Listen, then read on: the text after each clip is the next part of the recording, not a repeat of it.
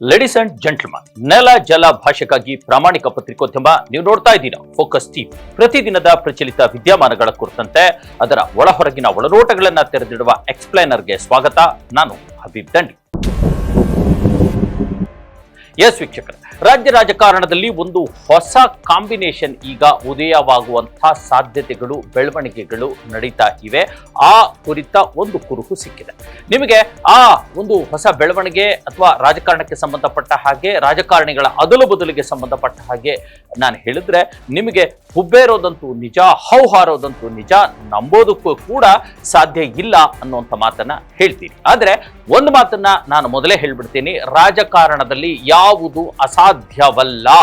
ಎಲ್ಲವೂ ಕೂಡ ಅವರವರ ಅನುಕೂಲಕ್ಕೆ, ಅವರವರ ಅವಕಾಶಕ್ಕೆ ಸಂಬಂಧಪಟ್ಟಂತೆ ಬೆಳವಣಿಗೆಗಳಾಗುತ್ತೆ. ಹಾಗಾದ್ರೆ ಏನು ಅಂತಹ ದೊಡ್ಡ ಬೆಳವಣಿಗೆ ಆಗ್ತಾ ಇದೆ ಅಂತ ಅಂದ್ರೆ, ಈಗ ನೋಡಿ, ನಿನ್ನೆ ನಡೆದಿರ್ತಕ್ಕಂಥ ಒಂದು ವಿಧಾನಸಭಾ ಒಂದು ಅಧಿವೇಶನದಲ್ಲಿ, ಅದರಲ್ಲೂ ರಾಜ್ಯಪಾಲರ ಭಾಷಣದ ವಂದನಾ ನಿರ್ಣಯದ ಮೇಲೆ ಬಳ್ಳಾರಿಯ ಪ್ರಮುಖ ರಾಜಕಾರಣಿ, ಈಗಾಗಲೇ ಬಿಜೆಪಿ ಸರ್ಕಾರವನ್ನ ಅಸ್ತಿತ್ವಕ್ಕೆ ತಂದಿರತಕ್ಕಂಥ ಆಪರೇಷನ್ ಕಮಲದ ಮೂಲಕ ತನ್ನ ಒಂದು ಶಕ್ತಿಯನ್ನು ಪ್ರದರ್ಶನ ಮಾಡಿ ಈ ಸದ್ಯಕ್ಕೂ ಕೂಡ ಒಂದು ರೀತಿಯ ತೊಡೆ ತಡ್ತಾ ಇರತಕ್ಕಂತಹ ಗಾಲಿ ಜನಾರ್ದನ ರೆಡ್ಡಿ ಅವರ ಮಾತು ಇವತ್ತು ಈ ಚರ್ಚೆಗೆ ಗ್ರಾಸ ಒದಗಿಸಿದೆ. ಹಾಗಾದ್ರೆ ಜನಾರ್ದನ ರೆಡ್ಡಿ ಏನ್ ಹೇಳಿದ್ರು ಅಂತ ಅಂದ್ರೆ, ನಿನ್ನೆಯ ಒಂದು ಅಧಿವೇಶನದಲ್ಲಿ ಅವರು ಮಾತನಾಡ್ತಾ ಒಂದು ಮಾತನ್ನ ಹೇಳಿದ್ರು. ಮುಖ್ಯಮಂತ್ರಿ ಸಿದ್ದರಾಮಯ್ಯನವರಿಗೆ ಉದ್ದೇಶಿಸಿ ಒಂದು ಮಾತು ಹೇಳಿದ್ರು. ಸಿದ್ದರಾಮಯ್ಯನವರೇ, ಮುಂದಿನ 2.5 ವರ್ಷದ ಮಟ್ಟಿಗೆ ನೀವೇ ಸಿಎಂ ಆಗಿರಿ, ನೀವೇ ಮುಖ್ಯಮಂತ್ರಿ ಆಗಿರಿ, ಪಾರದರ್ಶಕ ಆಡಳಿತವನ್ನ ಕೊಡಿ, ಜನಾನುರಾಗಿ ಆಡಳಿತವನ್ನ ಕೊಡ್ತಾ ಇದ್ದೀರಾ, ಅದನ್ನ ಮುಂದುವರಿಸಿಕೊಂಡು ಹೋಗಿ. ಯಾವುದೇ ಕಾರಣಕ್ಕೆ ಡಿ.ಕೆ. ಶಿವಕುಮಾರ್ ಅವರಿಗೆ ಮುಖ್ಯಮಂತ್ರಿ ಸ್ಥಾನವನ್ನ ಬಿಟ್ಟು ಕೊಡಬೇಡಿ. ಯಾಕಂದ್ರೆ ಅವರು ಯಾವ ರೀತಿ ತಮ್ಮ ಶಾಸಕ ಅನ್ನೋ ಒಂದೇ ಕಾರಣಕ್ಕೆ ನಾರಾ ಭರತ್ ರೆಡ್ಡಿ ಜೊತೆಗೆ ನಿಂತು ಬಿಟ್ಟಿದ್ದಾರೆ, ಅವರ ಬೆನ್ನಿಗೆ ನಾನು ಇರ್ತೀನಿ ಅನ್ನುವಂತ ಒಂದು ಮಾತನ್ನು ಕೂಡ ಹೇಳ್ಬಿಟ್ಟಿದ್ದಾರೆ. ಹಾಗಾಗಿ ಡಿ.ಕೆ. ಶಿವಕುಮಾರ್ ಮುಖ್ಯಮಂತ್ರಿ ಆದ್ರೆ ಈ ರಾಜ್ಯದಲ್ಲಿ ಒಂದು ರೀತಿಯ ಕಾನೂನು ಸುವ್ಯವಸ್ಥೆ ಉಳಿಲಿಕ್ಕೆ ಸಾಧ್ಯ ಇಲ್ಲ. ಹಾಗಾಗಿ ನೀವೇ ಮುಖ್ಯಮಂತ್ರಿಯಾಗಿ ಮುಂದುವರಿಯಿರಿ ಅನ್ನುವಂತ ಒಂದು ಮಾತನ್ನ ಹೇಳ್ಬಿಟ್ಟು. ಹಾಗೆ ಹೇಳಿದ್ಯಾರು? ಒಬ್ಬ ಬಿಜೆಪಿ ಬೆಂಬಲಿತ ಶಾಸಕ, ಕಾಂಗ್ರೆಸ್ ಪಕ್ಷದವರಲ್ಲ. ಅದರಲ್ಲೂ ಕಾಂಗ್ರೆಸ್ ಪಕ್ಷಕ್ಕೆ ಕಡು ವಿರೋಧಿಯಾಗಿರ್ತಕ್ಕಂಥ ಗಾಲಿ ಜನಾರ್ದನ ರೆಡ್ಡಿ.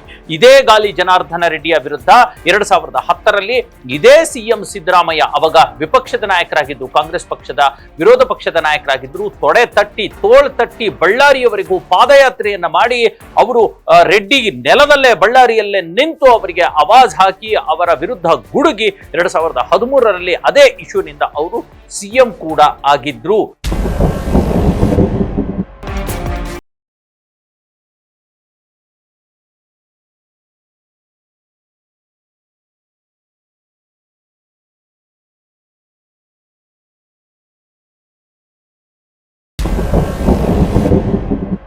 ಏನು ಈ ಬಳ್ಳಾರಿಗೆ ದೊಡ್ಡ ಮಟ್ಟದ ಆರೋಪ ಕೇಳಿ ಬರ್ತಾ ಇತ್ತು. ಅಲ್ಲೂ ಒಂದು ರೀತಿಯ ಒಂದು ಸಪರೇಟ್ ಕೋಟೆಯೇ ಭೇದಿಸಲಾಗಿದೆ, ಕೋಟೆಯೇ ಕಟ್ಕೊಳ್ಳಲಾಗಿದೆ ಅನ್ನುವಂಥ ಮಾತು ಹೇಳ್ತಾ ಇದ್ರು. ಅದರ ವಿರುದ್ಧ ಸಿದ್ದರಾಮಯ್ಯ ಕೂಗಿದ್ರು. ಆದರೆ ಕಾಲ ಬದಲಾದಂತೆ 2010ರ ಪರಿಸ್ಥಿತಿ ಈಗಿಲ್ಲ. ಈಗ 2026 ಅದೇ ಗಾಲಿ ಜನಾರ್ದನ ರೆಡ್ಡಿ ಸಿದ್ದರಾಮಯ್ಯನವರ ಪರವಾಗಿ ಮಾತನಾಡ್ತಾರೆ. ಸಿದ್ದರಾಮಯ್ಯನವರೇ, ನೀವೇ ಮುಖ್ಯಮಂತ್ರಿಗಳಾಗಿರಬೇಕು, ಪಾರದರ್ಶಕ ಆಡಳಿತ ನೀಡಬೇಕು ಅನ್ನುವಂಥ ಮಾತನ್ನ ಹೇಳ್ತಾರೆ.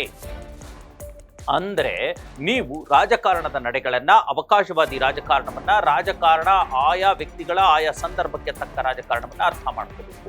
ಇಲ್ಲಿ 2 ಬಹುದೊಡ್ಡ ವಿಚಾರಗಳು ಚರ್ಚೆಗೆ ಬರ್ತಾ ಇದೆ ವೀಕ್ಷಕರೇ. ಒಂದು, ಡಿ.ಕೆ. ಶಿವಕುಮಾರ್ ಅವರನ್ನ ಈಗ ಸಾರಾಸಗಟಾಗಿ ವಿರೋಧ ಮಾಡುತ್ತಾ ಇರತಕ್ಕಂಥ ಗಾಲಿ ಜನಾರ್ದನ ರೆಡ್ಡಿ, ಆ ಮೂಲಕ ಸಿದ್ದರಾಮಯ್ಯನವರನ್ನ ಹೊಗಳೋದ್ರ ಮೂಲಕ ಡಿ.ಕೆ. ಶಿವಕುಮಾರ್ ಅವರಿಗೆ ವಿರೋಧವನ್ನ ವ್ಯಕ್ತಪಡಿಸುವಂಥದ್ದು ಒಂದು ಕಾರಣ.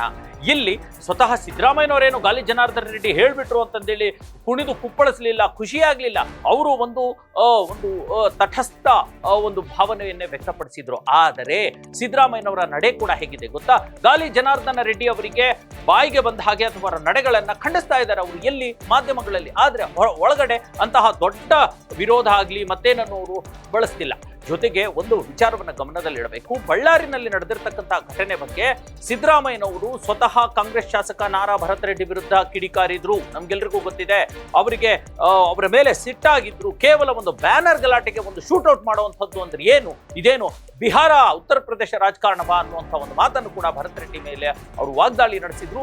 ಮತ್ತು ಇಲ್ಲಿಯವರೆಗೂ ಕೂಡ ಘಟನೆ ನಡೆದು ಇಷ್ಟು ದಿನ ಆಗಿ ಇಷ್ಟೊಂದು ರಾಜಕೀಯ ಬೆಳವಣಿಗೆಗಳಾಗ್ತಾ ಇದ್ರು ಕೂಡ ಇಲ್ಲಿಯವರೆಗೂ ಸಿದ್ದರಾಮಯ್ಯನವರು ಕೇವಲ ಒಂದೇ ಒಂದು ಬಾರಿ ಬಳ್ಳಾರಿಗೆ ಭೇಟಿ ನೀಡಿಲ್ಲ, ಅಲ್ಲಿನ ಪರಿಸ್ಥಿತಿಯನ್ನು ಅವಲೋಕಿಸಿಲ್ಲ. ಆದರೆ ಅದೇ ಡಿ ಕೆ ಶಿವಕುಮಾರ್ 2-3 ಬಾರಿ ಭೇಟಿ ನೀಡಿ ಅಲ್ಲಿ ರಾಜಕಾರಣದಲ್ಲಿ ತಮ್ಮದೇ ಕೋಟೆಯನ್ನು ಕಟ್ಕೊಳ್ಳಿಕ್ಕೆ ಪ್ರಯತ್ನ ಪಡ್ತಾ ಇರ್ತಕ್ಕಂಥದ್ದು.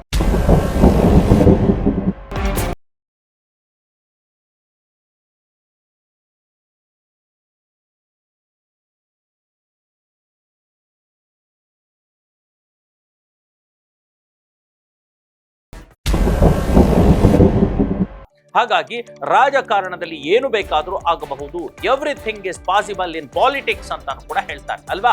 ನಾನು ಕೇವಲ ರಾಜ್ಯದ 3 ಎಕ್ಸಾಂಪಲ್ ಅನ್ನು ಕೊಟ್ಟು ಹೇಳ್ತೀನಿ ನೋಡಿ. SM ಕೃಷ್ಣ ಅಂತ ರಾಜಕಾರಣಿ ಇಡೀ ಜೀವಮಾನವನ್ನ ಕಾಂಗ್ರೆಸ್ ಪಕ್ಷದಲ್ಲಿ ಕಳೆದಿರ್ತಕ್ಕಂತಹ ರಾಜಕಾರಣಿ, ಅದರಲ್ಲೂ ತಮ್ಮ ಸಂಧ್ಯಾ ಕಾಲದ ಟೈಮಲ್ಲಿ ಕಾಂಗ್ರೆಸ್ ಪಕ್ಷದಿಂದ ಎಲ್ಲವನ್ನೂ ಪಡೆದು ಬಿಜೆಪಿಗೆ ಹೋಗ್ಬಿಡ್ತಾರೆ ಅಂತ ಯಾರಾದರೂ ಥಿಂಕ್ ಮಾಡಿದ್ರ? ಸಾಧ್ಯತೆ ಇತ್ತ? ಇಲ್ಲ. ಅವ್ರಿಗೆ ಹೇಗೆ ಹೋದ್ರು? ಅಸಾಧ್ಯವಾದದನ್ನ ಸಾಧ್ಯವಾಗಿಸಿದ್ರು. ಈಗಿರ್ತಕ್ಕಂಥವ್ರು ನೋಡ್ರಿ, ಬಿಜೆಪಿಯ ಮಾಜಿ ಮುಖ್ಯಮಂತ್ರಿ ಜಗದೀಶ್ ಶೆಟ್ಟರ್ ಅವರು ಟಿಕೆಟ್ ಕೊಡ್ಲಿಲ್ಲ ಒಂದೇ ಕಾರಣಕ್ಕೆ ಕಾಂಗ್ರೆಸ್ಗೆ ಬಂದರು. ಅಸಾಧ್ಯವಾಗಿರ್ತಕ್ಕಂಥದ್ದು ಅಲ್ವಾ. ಜೊತೆಗೆ ಈಗ ನೋಡಿ, ಬಿಜೆಪಿಯ DCM ಆಗಿರ್ತಕ್ಕಂಥ ಲಕ್ಷ್ಮಣ ಸವದಿ ಕಾಂಗ್ರೆಸ್ಗೆ ಬಂದು ಶಾಸಕರಾಗಿ ಈಗಲೂ ಕೂಡ ಕಾಂಗ್ರೆಸ್ ಪಕ್ಷದಲ್ಲೇ ಇದ್ದಾರೆ. ಹಾಗಾದ್ರೆ ಇದು ಯಾಕೆ ಆಗಬಾರದು ಅಥವಾ ಆಗೋದೇ ಇಲ್ಲ ಅಂತ ಹೇಳೋಕ್ಕಾಗೋದಿಲ್ಲ. ಹಾಗಾಗಿ ಏನಾದರೂ ಆಗಬಹುದು. ರಾಜಕಾರಣದಲ್ಲಿ ಎಲ್ಲವೂ ಕೂಡ ಅವಕಾಶ ಮತ್ತು ಅವರ ಅನುಕೂಲಕ್ಕೆ ತಕ್ಕ ರಾಜಕಾರಣ ಅಂದ್ರೇನೆ ಇದು ಅಲ್ವಾ.